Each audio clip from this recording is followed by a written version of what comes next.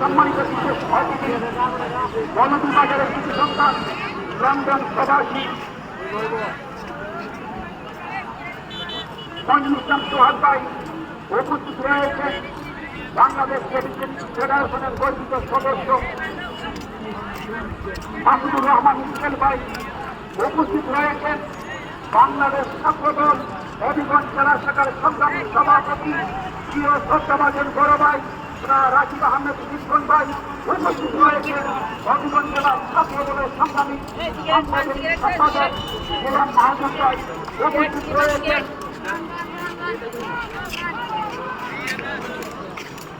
আরো অনেক অঙ্গ সংগঠনের নেতৃত্বে তারা অনেক কাজ করে যাচ্ছে। সম্মানিত দর্শক, সর্বপরিসরে একটি মানুষের কথা বলতে চাই। হবিগঞ্জ জেলা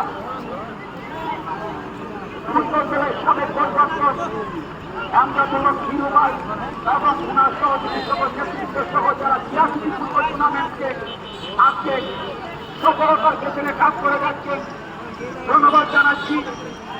হবিগঞ্জ জেলা ছাত্র দলের সংগ্রামী নেতা ইকবাল আহমেদ চৌধুরী ভাইকে, সম্মানিত দর্শক ধন্যবাদ জানাচ্ছি।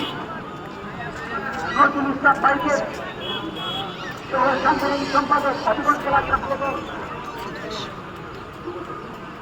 সাংগঠনিক সম্পাদক হবিগঞ্জ জেলা যুব দল। সম্মানিত দর্শক, উপস্থিত রয়েছেন যারা নির্বাচিত নেতা ফয়সল ভাই, উপস্থিত রয়েছেন সৈয়দ শরীফ সহ সভাপতি